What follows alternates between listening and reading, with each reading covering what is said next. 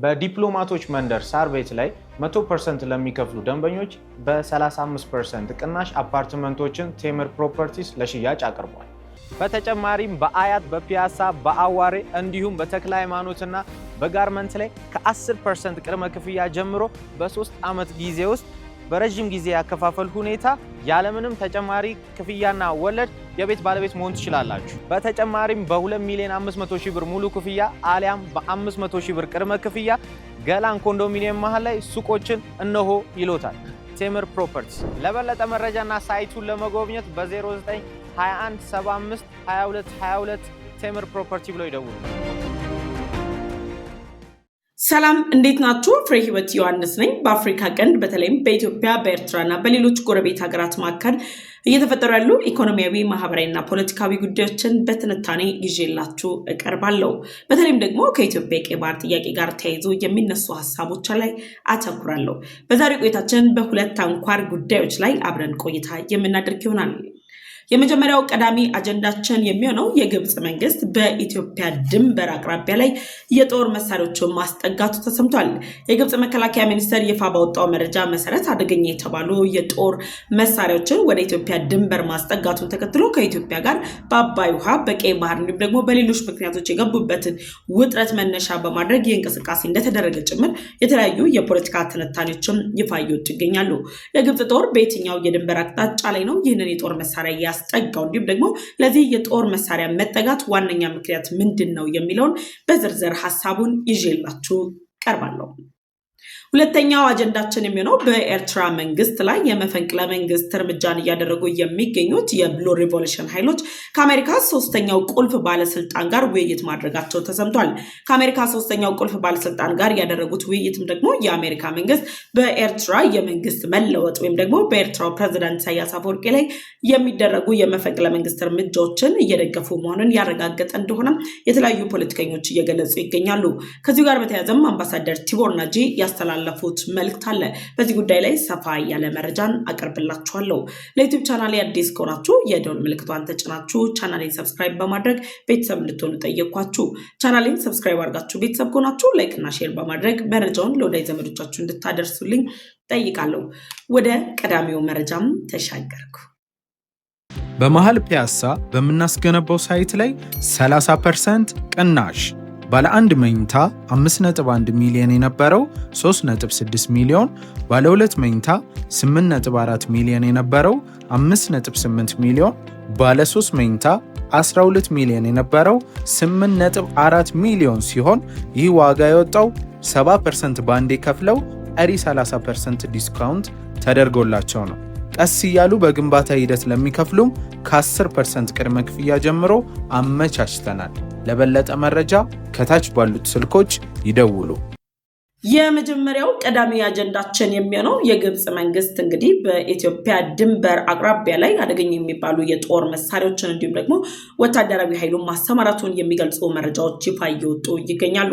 የግብጽ መንግስት ከኢትዮጵያ ጋር በአባይ ውሃ እንዲሁም በህዳሴ ግድቡ ከገቡበት የ13 ዓመታት ታሪካዊ ግጭት ወይም ደግሞ ውጥረት በኋላ አሁን ደግሞ ድጋሚ ኢትዮጵያ ወደ ቀይ ባህር ለመግባት ያነሳችውን ጥያቄ መነሻ በማድረግ የተለያዩ የተቃውሞ እንቅስቃሴዎችን እያደረገም ይገኛል።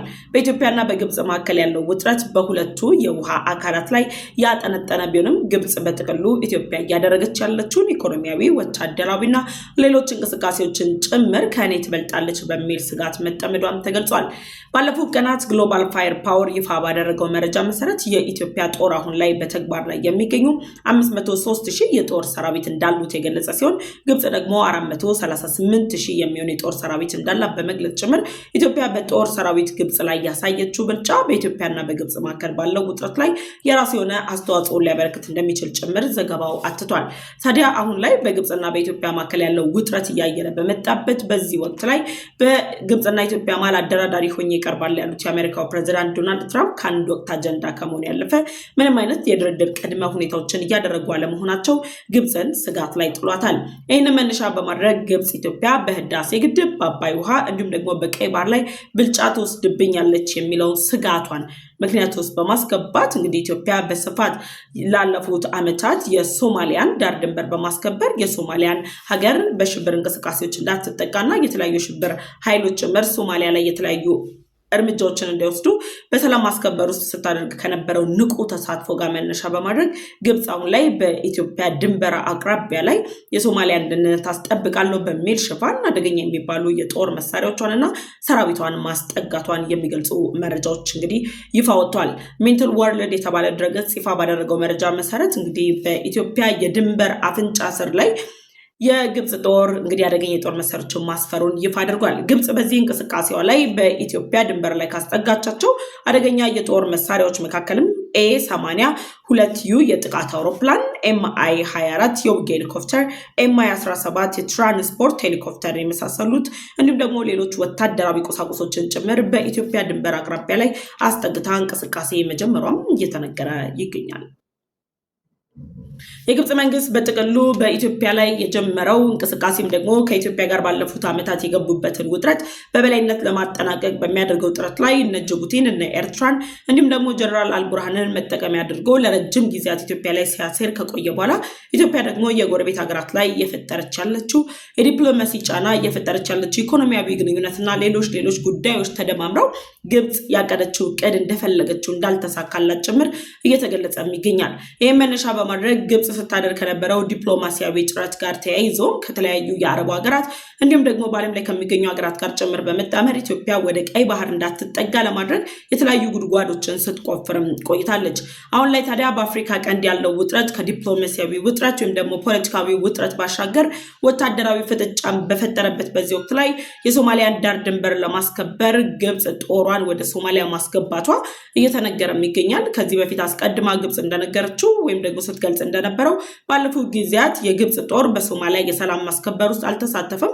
አሁን ላይ ግን ሶማሊያ ውስጥ የሚንቀሳቀሱ የተለያዩ ሽብር ቡድን እንቅስቃሴዎች ለመከላከል የሚያስችል ወታደራዊ ስምሪትን አደርጋለሁ ብትልም ግብጽ ገና ከጅምሩ ጀምሮ በሶማሊያ ልታረግ ያሰበችው ወታደራዊ የሆነ እንቅስቃሴ ዓላማው የነበረው በኢትዮጵያ የድንበር አዋሳኝ አካባቢዎች ላይ ጦሯን ማሰማራት እንዲሁም ደግሞ የሶማሊያን ስትራቴጂካዊ የተባሉ ቦታዎችን በመቆጣጠር ጭምር በኢትዮጵያ ላይ ስጋትን የመደቀን እቅድ ይዛ እንቅስቃሴዋን መጀመሯ ሲነገር ቆይቷል። የሶማሌው ፕሬዝዳንት ሐሰን ሼክ መሐመድ እንግዲህ ግብጽን በተለያዩ መንገዶች በኢትዮጵያ መንግስት በሚቆጣጠረው ኢትዮጵያ ጦር በሚቆጣጠረው ስትራቴጂካዊ ቦታ ላይ ጦሯን እንዳታሰፍር እንዲሁም ደግሞ ለኢትዮጵያ የተሰጡ ስትራቴጂካዊ ቦታዎች ላይ ወታደራዊ ስምሪት እንዳታደርግ ጭምር በተደጋጋሚ ውይይቶች ሲደረጉ ቆይተዋል። ታዲያ አሁን ላይ የኡጋንዳ ጦር 19 ዓመታትን የሶማሊያን ዳር ድንበር ሲያስከብር ከቆየ በኋላ ተቆጣጥሮት የነበረውን ቦታ ለቆ ሲወጣ የግብጽ ጦር በሸበሌ አካባቢ ላይ እንዲሰማራ ትዕዛዝ ተሰጥቶታል። ያንን ትዕዛዝም ተከትሎ በግብጽና በሶማሊያ መካከል ባለፈው ሳምንት እንግዲህ ወታደራዊ ትብብሮች ወይም ደግሞ በወታደራዊ ጉዳዮች ላይ በጋራ ምክክር ከተደረገ በኋላ የግብጽ መንግስት በይፋዊ መንገድ እንግዲህ ወታደራዊ ኃይሉን እንዲሁም ደግሞ ከዚህ በፊት የጠቀስኩላችሁን አደገኛ የጦር መሳሪያዎችን ጭምር በኢትዮጵያ ድንበር አቅራቢያ ላይ ማስጠጋቱን የግብፁ የመከላከያ ሚኒስተር ይፋ ማድረጉ ነው የተሰማው።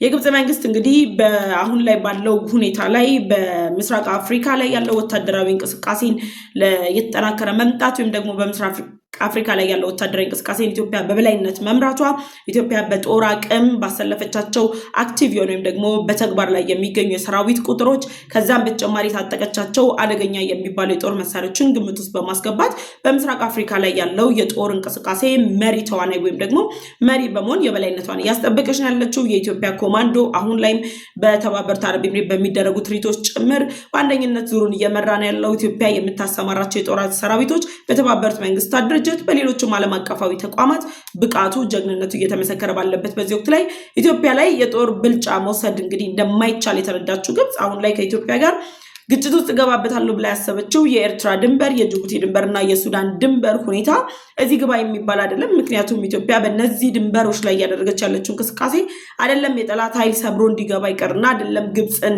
የምታክል ሀገር ሰብራ እንድትገባ ይቀርና የሚደረጉ እንቅስቃሴዎች ትንሽ እንኳን የሆኑ ለየት ያለ እንቅስቃሴ ካለ ኢትዮጵያ የምትወስዳቸውን እርምጃዎች ግምት ውስጥ በማስገባት ዓለም አቀፉ ማህበረሰብም ደግሞ የዚህ ድንበር ላይ ያለው ውጥረት መነሻ በማድረግ እያደረገ ያለው ክትትል ግብጽን ወደ ተለያዩ እርምጃዎች ሊወስዷት እንደሚችሉ ዓለም አቀፋዊ ህጎች አማካኝነት ቅጣት ላይ ይጥሉኛል የሚል ስጋት ስላደረባት ግብጽ ሶማሊያን አሁን ተመራጭ አድርጋ በሶማሊያ ድንበር አቅጣጫ ላይ ወደ ኢትዮጵያ እንግዲህ የተለያዩ ጥቃቶችን ለመሰንዘር ኢትዮጵያ ላይ የተለያዩ እርምጃዎችን ለመውሰድ ያስችለኛል ብላ ባሰበችው የድንበር አቅራቢያ ላይ እንግዲህ በኢትዮጵያ በሚዋሰን አቅራቢያ ላይ በምስሉ ላይ እንደምትመለከቱት የተለያዩ አደገኛ የሚባሉ የጦር መሳሪያዎቿን እንግዲህ አጠናክራለች። እነዚህ የጦር መሳሪያዎች መጠናከር፣ የነዚህ የጦር መሳሪያዎች ወደ ድንበር መጠጋት የመጀመሪያው ዓላማ አባይና ህዳሴ ግድብ ላይ ግብጽ በኢትዮጵያ ላይ ጫና መፍጠር ነው።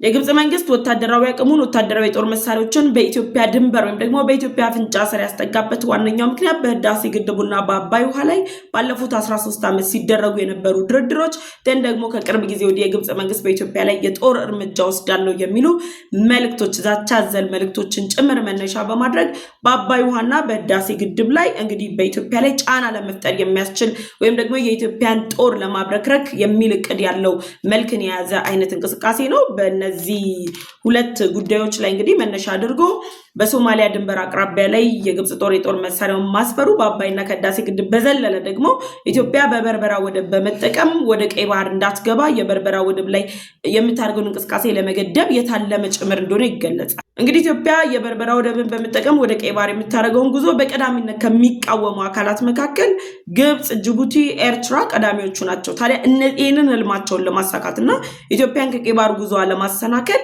ግብጽ በሶማሊያ ያለው የጸጥታ ሚና እኔ ሸፍናለሁ ወይም ደግሞ የጸጥታውን ሁኔታ እኔ እቆጣጠራለሁ፣ ስለዚህ የኢትዮጵያ ጦር በሶማሊያ ያለው ሚና በማዳከም ኢትዮጵያ የሶማሊያ መንግስት ጋር ያላትን የዲፕሎማሲ ግንኙነት ለአንዴና ለመጨረሻ ጊዜ አቋርጠ ነው ሶማሊያ በይፋ የራስ ገዟ ሶማሌላንድ ላይ የተደረጉ ያሉ እንቅስቃሴዎችን በመቃወም የበርበራ ወደብ ላይ የሚደረጉ ዝግጅቶች በበርበራ ወደብ ላይ የሚደረጉ ጥረቶችን በማክሸፍ ኢትዮጵያ ከሁለቱ የውሃ አካላት ከቀይ ባህርና ከአባይ ውሃ እንድትርቅ ለማድረግ ጫናዎችን ለመፍጠር ነው። ምክንያቱም በሶማሌና በግብጽ መካከል ያለው የዲፕሎማሲ ግንኙነት እንደሚታወቀው ነው።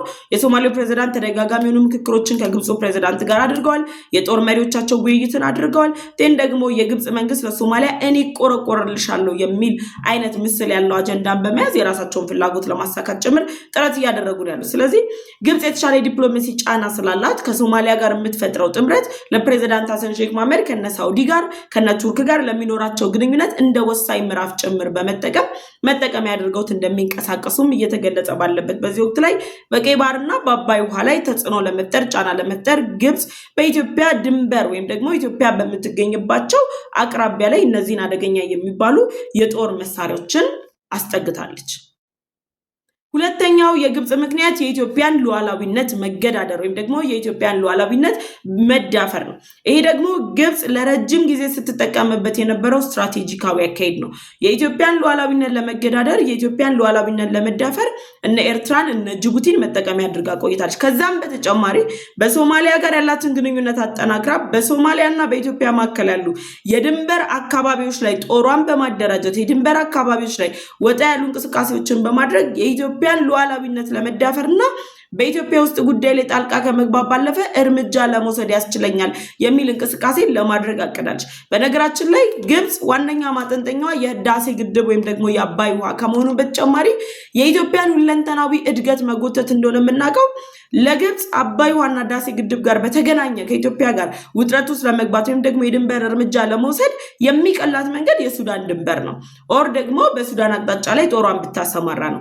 ነገር ግን በሱዳን በኩል ያለው የኢትዮጵያ የምዕራብ እዝ እየወሰደ ያለው እርምጃ እያደረገ ያለው የመከላከል ስራ እያደረገ ያለው ዳር ድንበርን የማስከበር እንቅስቃሴ ግብጽን ላለፉት ዓመታት የጦር እርምጃ እንዳትወስድ የምዕራቡን ድንበር ተጠቅማ ወደ ኢትዮጵያ ውስጥ እንዳትገባ አስችሏታል። ከዛ በተጨማሪ በኤርትራ በኩል በመሆን እንቅስቃሴውን ስታደርግ ነበር። የኤርትራን መንግስት በጦር መሳሪያ ስትደግፍ ነበር። ውስጥ ያለውን የህወሓትን ኃይል ጭምር በውክልና ኤርትራን በመደገፍ ጦር እርምጃ አገሪቱን እንዲያተረማምስ ሉዓላዊነቱን እንዲዳፈር ታላቋ ትግራይ የሚል እቅድን ጭምር አውጥተው እንዲንቀሳቀሱ የሚያደርጉ ድጋፎችን ስታደርግ ቆይታ ነበር። እነዚህ ሁሉ እቅዶችን ስታራምድ የነበረው ግብጽ የኢትዮጵያን ሉዓላዊነት ለመገዳደር የኢትዮጵያን ሉዓላዊነት ጥያቄ ምልክት ውስጥ ለማስገባትና የኢትዮጵያን ሉዓላዊ አካሄድን በመቃወም ጭምር በምታደርጋቸው ጥረቶች ላይ እርምጃ ለመውሰድ የታለመ እንደነበር ሲገለጽ ቆይቷል። ታዲያ አሁን ላይ ግብጽ እነዚህን እያደረገች ባለችበት ሁኔታ ላይ የኢትዮጵያን ሉዓላዊነት በመዳፈር የቀይ ባህርና የአባይ ውሃን ጉዳይ ምዕራፉን ዘጋለው የሚል እቅድ ይዛ በሶማሊያ ድንበር ላይ አደገኛ የተባሉ የጦር ሄሊኮፕተሮች፣ አደገኛ የተባሉ ጥቃት ፈጻሚ አውሮፕላኖቿን አስጠግታለች። እነዚህ ያስጠጋቻቸው እንቅስቃሴዎቿ ግብጽ ባለፉት ቀናት ኢትዮጵያ በሱዳን የውስጥ ጉዳይ ላይ ጣልቃ ገብታ ፈጥኖ ደራሽ ኃይሉን የጦር ካምፕ መስርታ እያጠቃች ነው ነው ከሚለው ጋር ተመሳሳይነት ያለው ይዘት ነው። ራሳቸው በሶማሊያ ድንበር ላይ አደገኛ የሚባል የጦር አቅማቸውን እንግዲህ የሶማሊያን ሰላም እናስከብራለን በሚል ሽፋን አሰማርተው ኢትዮጵያ ላይ ጥቃት ለመክፈት የሚያደርጉት ጥረት አካል እንደሆነ ጭምር የተለያዩ የሚዲያ ተቋማት ፖለቲከኞች እየገለጹ ነው። ግን ግብጽ ይህንን ያህል ጥረት እያደረገች ቢሆንም ኢትዮጵያ ለዚህ ጥረቷ ደግሞ ያጸፋ ምላሽ እየሰጠች ነው ያለችው። ኢትዮጵያ እያደረገች ያለችው እንቅስቃሴ ምንድን ነው የሚለው ሌላኛው ጥያቄ ውስጥ የሚገባ ጉዳይ ነው። የግብጽ መንግስት የሶማሊያ ድንበሮችን በመጠቀም ለሚፈጽመው ጥቃት ወይም ደግሞ እፈጽመዋለሁ ብሎ ላሰበው ጥቃት ምላሽ የሚሰጠው የኢትዮጵያ ጦር ጉዳዩን በተጠንቀቅ እየተመለከተ ነው ያለው። በተጠንቀቅ ከመመልከትም በተጨማሪ የሶማሌ መንግስት አሁን ባለው እንቅስቃሴ ሐሰን ሼክ መሐመድ ከኢትዮጵያ ውጪ አጋር ሊያገኙ እንደማይችሉ፣ ኢትዮጵያ ለሶማሌ ሉዓላዊት ሀገር ሆና ለመቀጠል ከተለያዩ የሽብር ቡድኖች እንቅስቃሴ ያለምንም የሽብር ድጋፍ ያለምንም የሁለትዮሽ ግንኙነት ልጠብቃት የምትችለው ሀገር ኢትዮጵያ መሆኗን በተጨባጭ እንድትረዳ አድርጎ የዲፕሎማሲ ጫና በሶማሊያ ላይ በመፍጠር ሶማሊያ በኢትዮጵያ ላይ ያላትን መተማመን እንድታጠናክር የሚያደርጉ እንቅስቃሴዎች እየተደረጉ ነው። ለዚህ ማሳያ ደግሞ የሶማሌው ፕሬዝዳንት ሐሰን ሼክ መሐመድ በተደጋጋሚ አዲስ አበባ ድረስ መጥተዋል።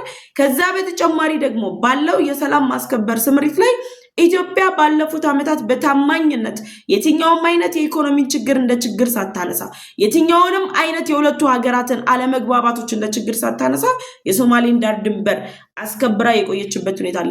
በጥቅሉ ኢትዮጵያ አሁን ላይ እያደረገች ባለችው እንቅስቃሴ በሶማሊያና በግብጽ ከተፈጠረው ግንኙነት በተጨማሪ ግብጽና ሶማሊያን እየደገፈች ያለችውን ሳውዲን ጭምር በተጠንቀቅ እየተመለከተች ነው ያለችው። ከዚህ ጋር ተያይዞ በትናንትናው ዕለት የሳውዲው ልዑል እንግዲህ አዲስ አበባ መጥተው ከጠቅላይ ሚኒስትር ዶክተር አብይ አህመድ ጋር መክሯል። ሳውዲ ከኢትዮጵያ ጋር ያላትን ግንኙነት ማጣት አትፈልግም። ስለዚህ ግብጽና ሶማሊያ የሚያደርጉትን እንቅስቃሴ በሳውዲ አተያይ ወይ ደግሞ በግብጽ የፖለቲካ ቅኝት ሳይሆን እየተቃኘ ያለው ኢትዮጵያ በምትፈልገው የፖለቲካ ቅኝት በምትፈልገው የፖለቲካ አውድ እየቃኘች በኢትዮጵያ ሶማሊያ ድንበር ላይ የግብጽ ጦር ያስጠጋውን የጦር መሳሪያ ወይም ደግሞ ወታደራዊ ቁሶች ዝግጅትን ጭምር ኢትዮጵያ አልፋ የምትሄድበትና ግብጽ አሁንም ጦሯን ወደኋላ እንድታስጠጋ የሚያስገድዱ አይነት ጫናዎችን እየፈጠረች ነው ያለችው። ለዚህ ነው ግብጽ በሱዳን ስላልተሳካላት፣ በኤርትራ ስላልተሳካላት፣ በጅቡቲ ስላልተሳካላት የመጨረሻ አማራጭ አድርጋ ሶማሊያን ብትጠቀማት ሶማሊያም ያለ ኢትዮጵያ ህልውናዋ ሊኖር የማይችል ያለ ኢትዮጵያ ሉዓላዊነቷ መቀጠል የማይችል ሀገር በመሆኗ ምክንያት በሶማሌ በኩልም ግብጽ እንደማይሳካላት የተለያዩ ፖለቲከኞች እየገለጹ ነው ያሉት። ፖለቲከኞቹ ከመግለጽ በተጨማሪ የሚቀመጡ መላምቶች ኢትዮጵያውን ላይ እያደረገች ያለችው እየወሰደች ያለችው የጥንቃቄ እርምጃ ግብጽን እንደፈለገች የሚያዘልላት እንደፈለገች የሚያስቦርቃት ሳይሆን ግብጽ ራሷን ሰብሰብ አድርጋ እንድትቀመጥ የሚያደርጋት መሆኑ ጭምር ተገልጿል። በዚህ ጉዳይ ላይ ሐሳብ አስተያየታችሁን ኮሜንት ሴክሽን ላይ አስቀምጡልኝ። ወደ ሁለተኛውና የመጨረሻው አጀንዳ ተሻገርኩ። ሁለተኛውና የመጨረሻው አጀንዳችን በተደጋጋሚ እኔ እንደገለጽኩት በተደጋጋሚ የተለያዩ ለኤርትራ መልካም የሚያስቡ ፖለቲከኞች ኤርትራና ኢትዮጵያ በጋራ በመስራት በምስራቅ አፍሪካ ላይ እንግዲህ ኃይላቸውን ማጠናከር እንደሚችሉ የሚረዳ የአይምሮ ያለው ሰው ሁሉ እንደሚገልጸው የኤርትራው ፕሬዝዳንት ኢሳያስ አፈወርቂ ለኤርትራ ሕዝብ የሚመጥኑ አይደሉም። ለኤርትራን አገር ሆኖ ለማስቀጠል የሚበቁ አይደለም። ከዓለም አቀፉ ማህበረሰብ ኤርትራን ለማስገለል የሚያስችል እንቅስቃሴ ነው እያደረጉ ያሉት የሚል ሀሳቦችን እናነሳለን። ታዲያ እነዚህ ሀሳቦች ሁሉ ተደምረው የኤርትራ መንግስት ላይ ደግሞ ኤርትራ ላይ የመፈንቅለ መንግስት ለመፈጸም የሚንቀሳቀሰው የብሉ ሪቮሉሽን ፓርቲ አሁን ወይም ደግሞ ብሉ ሪቮሉሽን ግሩፕ አሁን ላይ ኃይሉን አጠናክሮ መጥቷል። ኃይሉን ማጠናከሩ ሳይሆን አሁን ላይ ለኤርትራ መንግስት ባለስልጣናት እንደ ቅዠት ሆኖ የታያቸው አንድ ጉዳይ አለ። የብሉ ሪቮሉሽን ግሩፕ አሁን ላይ እያደረገ ባለው እንቅስቃሴ የአሜሪካ መንግስት ሶስተኛው ቁልፍ ሰው ወይም ደግሞ በአሜሪካ መንግስት ላይ ሶስተኛው ቁልፍ የሆኑ ባለስልጣን የሆኑት የህዝብ ተወካዮቹ እንግዲህ የተወካዮች ምክር ቤት አፈ ጉባኤው ማይክ ጆንሰን ጋር የብሉ ሪቮሉሽን ግሩፕ ውይይት አድርጓል። እዛ ጋር ነው የኤርትራና የአሜሪካ የሁለትዮሽ ግንኙነት ዳግም እንዲታደስ የማይችል ዲፕሎማሲያዊ ጥምረት እንዳልሆነ ለመረዳት የሚቻለው። የብሉ ሪቮሉሽን ዓላማው ምንድን ነው? አሜሪካ በኤርትራ ላይ ያላት ፍላጎት ምንድን ነው የሚለው ማየት የሚቻልበትን አይነት ሁኔታ የፈጠረ ክስተት ማለት ነው። የኤርትራ መንግስት ባለስልጣናት አሁን ላይ የኢትዮጵያን የቀይ ባህር ጥያቄ ከማዳከም ባልፎ ኢትዮጵያ በሀገሪቱ ውስጥ የፈጠረችውን ሰላም፣ ኢትዮጵያ በሀገር ላይ የፈጠረችውን ሀገራዊ አንድነት፣ ኢትዮጵያ እያደረገች ያለችውን ሁሉን አቀፍ ለውጥን እየተቹ ባሉበት የኢትዮጵያ መንግስት ይሄንን አድርጓል፣ የኢትዮጵያ ህዝብ እንዲህ ሆኗል፣ አዲስ አበባ ከተማ ላይ ህንፃ ከመገንባት ያለፈ ምንም አልተሰራም እያለ የኤርትራ መንግስት ባለስልጣናት ኤቭሪዴይ በኤክስ ገጻቸው ባገኙት የማህበራዊ ድረገጽ ትስስራቸው ጭምር መልእክታቸውን እያስተላለፉ ባሉበት በዚህ ወቅት ላይ ዓለም እንዲረዳ የሆነው የኤርትራ መንግስት እስር ቤቶች ወይም ደግሞ የኤርትራው ፕሬዝዳንት ኢሳያስ አፈወርቂ እስር ቤቶቹ ከመሙላት አልፈው የግፋዊ አገዛዝ የግፍ እርምጃ የሚወሰድባቸው ተቋማት ከመሆን አልፈው ለማንም ኤርትራውያን የማይመጥኑ የኤርትራ መንግስት የሰቀቆን ህይወት የሚያሳልፉባቸው መሆናቸውን እንግዲህ የሚገልጽ መረጃ ዓለም አቀፉ ማህበረሰብ ጋር እንዲደርስ ተደርጓል። የብሉ ሪቮሉሽን ግሩፕ ከአሜሪካ ምክር ቤት አፈ ጉባኤ ማይክ ጆንሰን ጋር ያደረጉት ውይይት ዓለም አቀፉ ማህበረሰብ የኤርትራውን ፕሬዝዳንት ኢሳያስ አፈወርቂን አምባገነናዊ ስርዓት፣ ኤርትራ ውስጥ ያለው የሰብአዊ መብት ጥሰት፣ የኤርትራ እስር ቤቶች ውስጥ ያሉ ወጣቶች፣ ኤርትራ እስር ቤቶች ውስጥ ያሉ የተማሩ ኃይሎች፣ በኤርትራ እስር ቤት ውስጥ ያሉ ሴቶች፣ በኤርትራ እስር ቤት ውስጥ ያሉ እናቶች፣ አባቶችን ጩኸት እንዲረዳ የስዊድን መንግስት ለጋዜጠኛው እንዳቀረበው ጥያቄ ቅርብ ጊዜ አምባሳደር ቲቦር ናጂን ጨምሮ ሌሎች የአሜሪካ ከፍተኛ ባለስልጣናት የአሜሪካ ዜግነት ያላት ከዚህ ቀደም የኤርትራው የገንዘብ ሚኒስተር ልጅ የሆነችውን አሜሪካዊት ወጣት እንዲፈቱ የተጠየቀበት አግባብ የኤርትራው ፕሬዝዳንት ኢሳያስ አፈወርቂ ዘመናዊ ባርነት ብለው የሚያሰለጥኑት ከወታደራዊ ማሰልጠኛ በተጨማሪ ቁጥራቸው አሸን የሆኑ የኤርትራ እስር ቤቶች፣ ግፍ በአደባባይ የሚፈጸምባቸው እስር ቤቶች፣ የኤርትራ ወጣቶች ተሰወሩ በሚባል ደረጃ የሚነገርባቸው እስር ቤቶች በገንዘብም ሆነ በሚያደርጓቸው የዲፕሎማሲ ጫና ሰብአዊ ጥሰቶቹን መሸፈን የማይቻልበት ደረጃ ላይ መድረሱን የሚያሳይና በብሉ ሪቮሉሽን እና በአሜሪካው ሶስተኛው ቁልፍ ሰው መካከል የተደረገው ውይይት የአሜሪካን መንግስት በኤርትራው ፕሬዝዳንት ኢሳያስ አፈወርቂ ላይ የመፈንቅለ መንግስት ሀሳብ እንዳለው፣ ኢሳያስ አፈወርቂ ኤርትራ ላይ ያደረጉት ያለው አስተዳደር ጤናማ እንዳልሆነ ጭምር የምትረዳው አሜሪካ እርምጃ ለመውሰድ ዳርዳር እያለች መሆኗን የሚያሳይ እንደሆነ ይገለጻል። የአሜሪካ መንግስት በተደጋጋሚ ኤርትራ የውጭ ፖሊሲዋን እንድታይ፣ በሰብአዊ መብት ጥሰቶች ላይ የምታደርገው እንቅስቃሴ እንድታቆም፣ በጥቅሉ ኤርትራ እንደ ሀገር ሆና ለመቀጠል እያደረገች ያለችው አካሄድ አዋጭ እንዳልሆነ ጭምር በመገንዘብ የተለያዩ ማስጠንቀቂያዎችን ስትሰጥ ቆይታለች። ከዛ በተጨማሪ ኤርትራውን ላይ እያደረገች ባለችው እንቅስቃሴ ከመንግስታዊ አካሄዷ በመነሳት ለውጭ ፖሊሲ የምንላቸው ግንኙነቶች ኢትዮጵያ ከሌሎች ሀያላን ሀገራት ጋር እየፈጠረች ያለችውን የዲፕሎማሲ ግንኙነት የሚመለከቱ ሀያላን ሀገራት፣ ኤርትራ ደግሞ የቀይ ባህር ደህንነትን ከሚያተራምሱ ከየመኑ ሁቲ ደን ደግሞ ከአሜሪካና ከእስራኤል ጋር ውጥረት ውስጥ ካለችው ኢራን ጋር እያደረገች ያለችው ጥምረት፣ የግብፅን ተላላኪነት እየወሰደች በሱዳን የእርስ በርስ ግጭት ላይ ጣልቃ እየገባች ያለችበት ሂደት ሁሉ እነዚህ ተጠቃለው አሜሪካ ከኤርትራ ጋር ያላትን የዲፕሎማሲ ግንኙነት ዳግም የማደስ አይደለም ሁለትዮሻዊ ዲፕሎማሲ ግንኙነት እንደማይፈጠር ጭምር ያረጋገጠችበት ተጨባጭ ምክንያቶች በተገኙበት በዚህ ወቅት ላይ እንግዲህ የብሉ ሪቮሉሽን ግሩፕ ከአሜሪካ ቁልፍ ሰው ጋር ውይይት አድርጓል። የውይይታቸው ማጠንጠኛ ዓለም አቀፉ ማህበረሰብ የኤርትራው ፕሬዝዳንት ኢሳያስ አፈወርቂ ሀገሪቱ ላይ ምን እያደረገ እንደሆነ ጭምር የሚገልጽ ነው። ትናንትና ከትናንትና ወዲያ ደግሞ በወጡ ዓለም አቀፋዊ የሆኑ ዳሰሳዎች አማካኝነት የኤርትራው ፕሬዝዳንት ኢሳያስ አፈወርቂ ተተኪ ባለማፍራታቸው ባለስልጣኖቻቸው የተቃውሞ ሀሳብ ሲያነሱ እነሱን ጭምር በማሰር የሰብአዊ መብት ጥሰቶችን እየፈጸሙ ያሉበት ሁኔታ ጭምር ኤርትራን የሚያዳክም የኤርትራ ዜጎች በሀገራቸው በነፃነት መኖር እንደማይችሉ ወይም ደግሞ በነፃነት መኖር አይችሉም የሚሉ እሳቤዎች እንዲፈጠሩ የሚያደርግ አይነት አካሄድን የነበረበት ሁኔታ ነው። በዚህ ውይይት ላይ የተደረገው የሰብአዊ መብት ውይይቱ ሰፋ ያለ ውይይት ነው። ደን የፖለቲካ ሁኔታዎችንም በስፋት ተወያይተዋል። የብሉ ሪቮሉሽን ግሩፕ ከአሜሪካ ከፍተኛ ባለስልጣን ጋር የፖለቲካ ሁኔታዎችን መወያየት ማለት በኤርትራ ያለው አምባገነናዊ ስርዓትን የመፈንቀል ወይም ደግሞ አምባገነናዊ ስርዓትን የማፍረስ እቅድ ላለው የብሉ ሪቮሉሽን ግሩፕ አሜሪካ እያደረገች ያለችው የአሜሪካ ባለስልጣናት እያደረጉት ያለው ድጋፍ በአሜሪካ መንግስት ደጋፊነት በኤርትራ ላይ መፈንቅለ መንግስት ሊደረግ እንደሚችል ጠቋሚ ናቸው ወይም ደግሞ የኤርትራው ፕሬዝዳንት ኢሳያስ አፈወርቂ ከስልጣን ላይ ሊወገዱ የሚችሉባቸው መንገዶች ላይ ማስወገጃ ስትራቴጂኮችን ጭምር ነድፋ አሜሪካ ልትሰጥ እንደምችል እነዚህን ኃይሎች ልትደግፍ እንደምችል ማሳያ የሆነ እንቅስቃሴ ነው። የፖለቲካ ሁኔታውን ተወያይተዋል ማለት በዚህ ጉዳይ ላይ ከኢትዮጵያ ጋር ያሉ ውጥረቶች ይነሳሉ። በምስራቅ አፍሪካ ላይ የኤርትራ ሚና ይነሳል። በሱዳን የእርስ በርስ ግጭት ላይ የኤርትራ ሚና ይነሳል። በአፍሪካ ቀንድ ላይ የኤርትራ ሚና ይነሳል። እነዚህ ሁሉ ተጠቃለው የኤርትራው ፕሬዝዳንት ኢሳያስ አፈወርቂ አሁን ላይ ባለው የፖለቲካ ሁኔታ እንደ ፕሬዝዳንት መቀጠል አይደለም እንደ ሀገር እንኳን ሀገሪቱን ማሻገር እንደማይችሉ የተረጋገጠበት ሁኔታ አለ። ደን አምባሳደር ቲቦር ናጂ ደግሞ በሰጡት መግለጫ የኤርትራን የእስር ቤት ሁኔታ በገንዘብ ቀጥረው በሎቢስት እንኳን ቀጥረው ቢከፍሉ እንኳን የኤርትራ የሰብአዊ መብት ጥሰት ወይም ኤርትራ ውስጥ እየተደረጉ ያሉ እንቅስቃሴዎች በገንዘብ እንኳን የሚገዛ አቅም የማይሸራቸው ናቸው። የኤርትራ እስር ቤቶች ላይ የሚፈጸመው ግን ያገዛዙ ጭቆና ኤርትራውያን ብቻ ሳይሆኑ መላው ዓለም ያየው ነው። ስለዚህ ዓለም አቀፉ ማህበረሰብ እንደተባበሩት መንግስታት ድርጅት ያሉ ተቋማት እርምጃ ሊወስዱበት ይገባል። የኤርትራ መንግስት ህዝቡን እየጨቆነ ነው። የኤርትራ መንግስት ህዝቡን እየበደለ ነው። ለዚህ ደግሞ እርምጃ ሊወሰድ እንደሚገባ ጭምር ያሳየ ነው። ምንድነው ያሉት ቲቦር ናጂ 2016 አዲስ ዓመት መግቢያ ላይ ባስተላለፉት መልእክት በኤርትራ መልካም ምኞታቸውን ሲገልጹ ዲሞክራሲያዊ መንግስት የሚገነባበት ዓመት እንዲሆን እመኛለሁ ነው ያሉት።